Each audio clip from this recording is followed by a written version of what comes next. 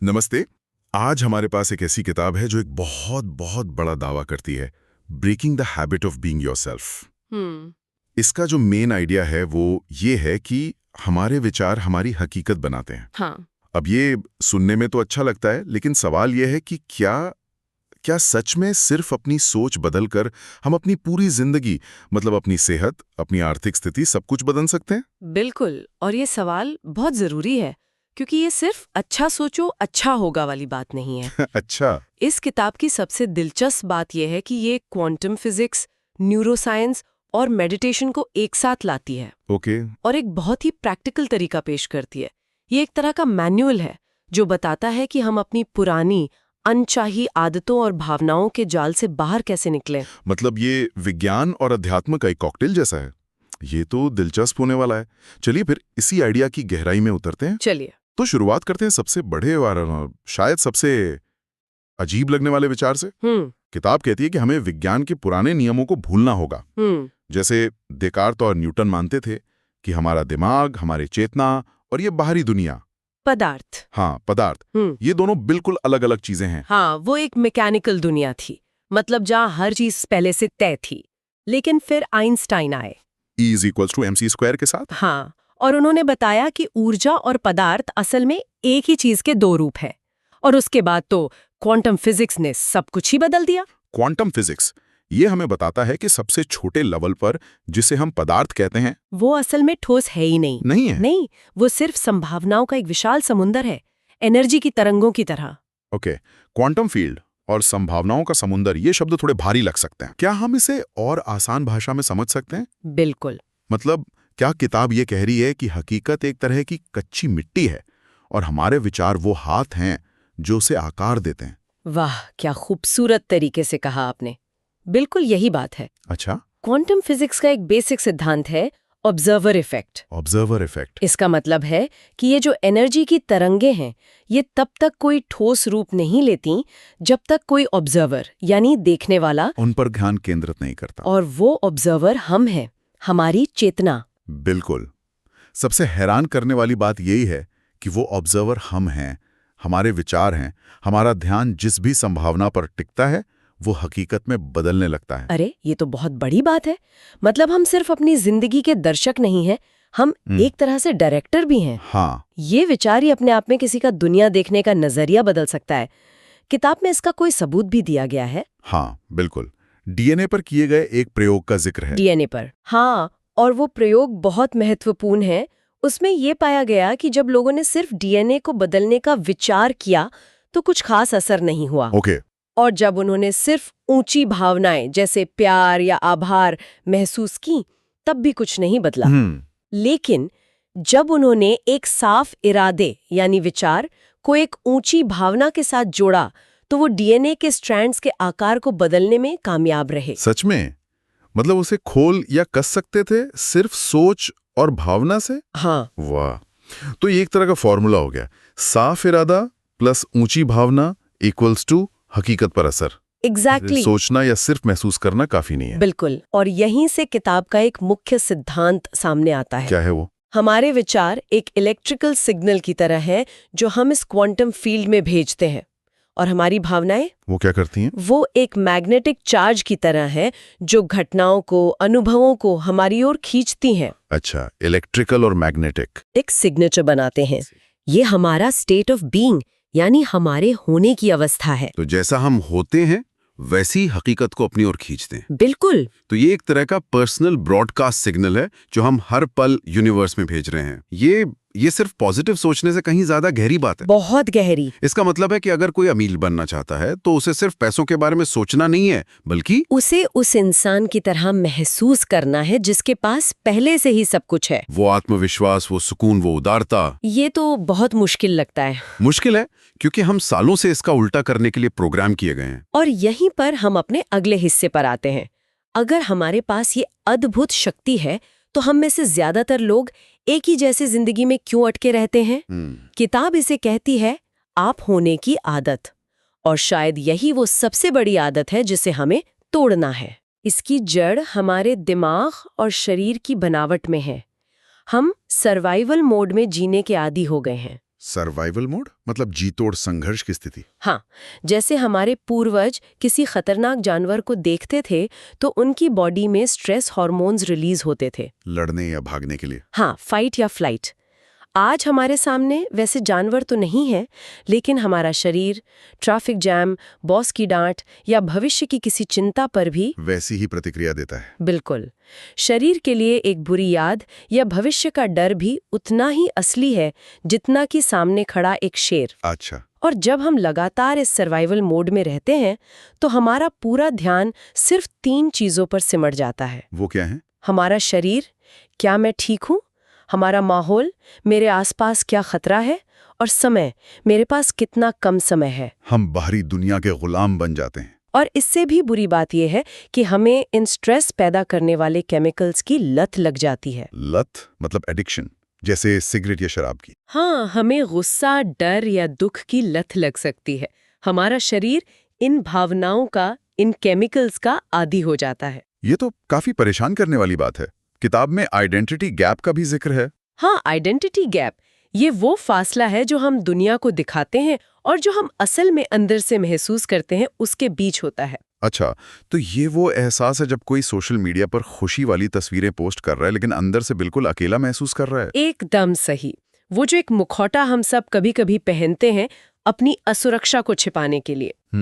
और जब हम सालों तक एक ही तरह के विचार सोचते हैं जो एक ही तरह की भावनाएं पैदा करते हैं तो हमारा शरीर उन भावनाओं को याद कर लेता है। याद कर लेता है। हाँ, वो भावनाएं हमारे शरीर का हिस्सा बन जाती हैं। शरीर ही हमारा अवचेतन मन, सबकॉन्शियस माइंड बन जाता है। शरीर ही सबकॉन्शियस माइंड बन जाता है। हाँ, अब दिमाग तो कहता है मुझे खुश रहना है, लेकिन शरीर, जिसे दुख या गुस्से की लत है, वो कहता है नहीं, मुझे मेरा रोज का डोज चाहिए। और इसीलिए सिर्फ पॉजिटिव सोचना काम नहीं करता। नहीं करता। क्योंकि हमारा सचेत मन एक दिशा में जाने की कोशिश कर रहा होता है, जबकि हमारा शरीर, जो अवचेतन मन बन चुका है, वो पूरी ताकत से हमें अतीत में खींच रहा होता है। ये दिमाग और शरीर के बीच एक जंग जैसी स्थिति है। बिल्कुल।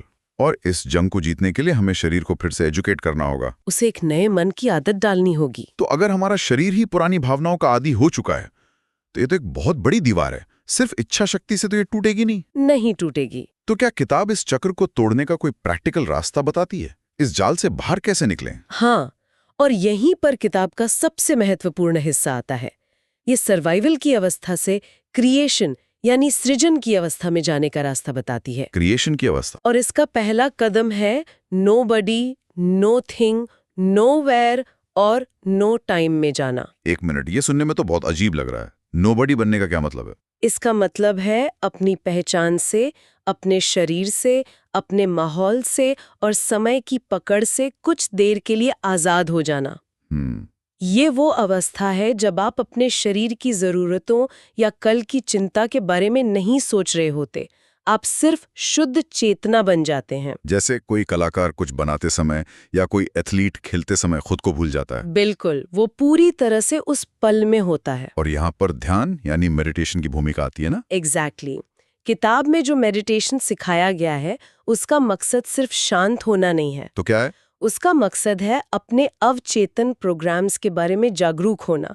ये हमें हमारे दिमाग के ऑपरेटिंग सिस्टम में घुसने की इजाजत देता है। ऑपरेटिंग सिस्टम में? हाँ, जब हम ध्यान करते हैं तो हम अपने दिमाग की तरंगों को रोजमर्रा की भागदौड़ वाली बीटा से बदलकर शांत और रचनात्मक अवस्था यानी अल्फा और थीटा में ले जाते हैं। और वहीं पर अवचेतन मन के दरवाजे खुलते हैं। सही।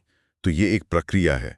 किताब में बताया गया है कि ये पुराने स्व को पहचानने, उसे स्वीकार करने और फिर उसे एक बड़ी शक्ति को सौंपने से शुरू होती है। हाँ, ये उन पुराने न्यूरल पाथवेज को तोड़ने जैसा है जो हमें अतीत से बांधे रखते हैं। आप उन विचारों और भावनाओं को देखते हैं जो अब आपके काम के नहीं हैं और आप फैसला करते हैं कि आप अब वो इंसान नहीं बनना चाहते। ये अनलर्निंग का प्रोसेस है। हाँ, और एक बार जब आप उस पुराने स्व की ऊर्जा को हटा देते हैं तो एक खाली जगह बन जाती है। और उस खाली जगह में हम एक नया स्व बनाते हैं। सही कहा। यहीं पर मानसिक अभ्यास यानी मेंटल रिहर्सल का कॉन्सेप्ट आता है। हाँ, मेंटल रिहर्सल में हम उस आदर्श व्यक्ति के बारे में सोचते हैं जो हम बनना चाहते हैं। हम सिर्फ सोचते नहीं हैं, बल्कि हम उस भविष्य की भावनाओं को अभी इसी पल में महसूस करने लगते हैं। अभी? हाँ, अभी अगर आप आत्मविश्वास से भरपूर बनना चाहते हैं तो आप अभी उस आत्मविश्वास को महसूस करते हैं। ये प्रक्रिया आपके दिमाग को असल अनुभव होने से पहले ही रीवायर कर देती है। तो दिमाग ही मान लेता है कि ये घटना हो चुकी है। हाँ, ये तो जिम जाने जैसा ही हुआ, पर दिमाग के लिए। रोज की प्रैक्टिस, ताकि जब असल में मौका आए तो आपकी मेंटल मसल्स पहले से ही तैयार हो। बिल्कुल सही एनालॉजी है। आप अपने शरीर को एक नए मन के लिए तैयार कर रहे हैं ताकि दिमाग और शरीर के बीच की जंग खत्म हो जाए। और दोनों एक ही दिशा में काम करें। बिल्कुल। ये सब सुनने में काफी शक्तिशाली लगता है, पर क्या ये असल जिंदगी में काम करता है? किताब में कुछ दमदार उदाहरण भी दिए गए। हाँ, दिए हैं। जैसे बिल नाम के एक व्यक्ति की कहानी है। हाँ, बिल की कहानी बहुत प्रेरणादायक है। उसे एक गंभीर बीमारी थी, कैंसर। जब उसने इन सिद्धांतों पर काम करना शुरू किया तो उसे एहसास हुआ कि वो सालों से एक गहरी कड़वाहट और नाराजगी में जी रहा था। अच्छा। उसने ध्यान में हर रोज उस कड़वाहट को छोड़ा और जानबूझकर उदारता और आभार जैसी भावनाओं को महसूस करना शुरू किया। उसने एक नया व्यक्तित्व अपनाया। हाँ, और कुछ ही समय में उसकी बीमारी ठीक होने लगी और आखिरकार वो पूरी तरह से ठीक हो गया। तो उसने सिर्फ अपनी बीमारी पर ध्यान नहीं दिया, बल्कि उस व्यक्तित्व पर ध्यान दिया जिसने उस बीमारी को जन्म दिया था। बिल्कुल। उसने अपनी भावनाओं को बदला और उसकी सेहत बदल गई। ये बहुत गहरा है। एक और कहानी मोनिक की है, जो हमेशा कमी की भावना में जीती थी। हाँ, मोनिक की कहानी दिखाती है कि ये सिद्धांत सिर्फ सेहत पर ही नहीं बल्कि जिंदगी के हर पहलू पर लागू होते हैं। उसे हमेशा लगता था कि उसके पास पैसे, समय, ऊर्जा, हर चीज की कमी है। उसका पूरा स्टेट ऑफ बीइंग कमी पर आधारित था। हाँ, जब उसने फैसला किया कि वो अब कमी से नहीं बल्कि समृद्धि की अवस्था से जिएगी, तो उसने मानसिक अभ्यास करना शुरू किया। और फिर एक दिन उसने लॉटरी में ठीक उतनी ही रकम जीती जितनी कि उसे अपने सारे कर्ज चुकाने के लिए जरूरत थी। एक मिनट, ये जो लॉटरी जीतने वाली बात है, ये सुनने में बहुत आकर्षक लगती है, लेकिन कई लोग इसे सिर्फ एक इत्तेफाक कहेंगे। कह सकते हैं। क्या किताब इस बात पर गौर करती है कि हजारों लोग शायद यही अभ्यास करते हैं और लॉटरी नहीं जीतते? इसके पीछे के कैसे और क्यों को वो कैसे समझाती है? ये बहुत अच्छा सवाल है। और देखिए, किताब का मुद्दा लॉटरी जीतना नहीं है। तो क्या है? मुद्दा ये है कि जब आप अपना इलेक्ट्रोमैग्नेटिक सिग्नेचर बदलते हैं, जब आप सच में कमी से समृद्धि की भावना में आ जाते हैं, तो यूनिवर्स या क्वांटम फील्ड अप्रत्याशित तरीकों से जवाब देता है। अच्छा। हो सकता है किसी को लॉटरी मिले, किसी को नौकरी का नया अवसर मिले, या किसी का कोई पुराना रुका हुआ पैसा वापस आ जाए। तरीका हमारे हाथ में नहीं है। हमारा काम सिर्फ अपने होने की अवस्था को बदलना है। बिल्कुल। और फिर यूनिवर्स को उसका काम करने देना है। और सबसे जरूरी बात जो किताब कहती है, नई हकीकत का अनुभव हमेशा हैरान करने वाला होना चाहिए। हाँ। अगर वो कुछ ऐसा है जिसका अंदाजा हम पहले से लगा सकते थे, तो वो सच में नया नहीं है। वो हमारी पुरानी सोच का ही नतीजा है। क्वांटम फील्ड अप्रत्याशित तरीके से काम करता है। तो इन सभी बातों को समेटते हैं। यस। इन सब का क्या मतलब है? ऐसा लगता है कि सबसे बड़ा संदेश ये है कि हमें अपनी जिंदगी बदलने के लिए किसी बड़े संकट का इंतजार करने की जरूरत नहीं है। बिल्कुल।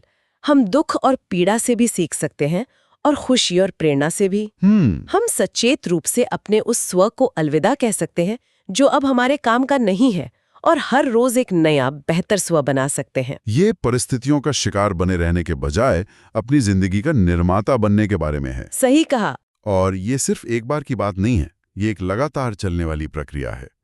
ज्ञान हासिल करना पहला कदम है, लेकिन उसे अमल में लाना, उसे रोज जीना, वही असली चुनौती और असली जादू है। ये जानने से करने का तरीका जानने और फिर उस ज्ञान में स्थित हो जाने तक का सफर है। जब आपका करना आपके होने का स्वभाव बन जाता है, तब बदलाव स्थायी होता है। तो अंत में एक सवाल जो ये किताब हमें सोचने पर मजबूर करती है, हमारा व्यक्तित्व हमारी व्यक्तिगत हकीकत बनाता है। अगर ये सच है, तो ऐसा कौन सा एक छोटा, अनजाने में किया जाने वाला विचार, व्यवहार या भावना है जिसके बारे में आज कोई जागरूक हो सकता है, और जिसे बदलने का फैसला करने से एक पूरी तरह से नई हकीकत का निर्माण शुरू हो सकता है? ऐसे ही और इंस्पिरेशनल और मोटिवेशनल कहानियाँ सुनने के लिए हमारे YouTube चैनल स्टोरीपुर को सब्सक्राइब करें।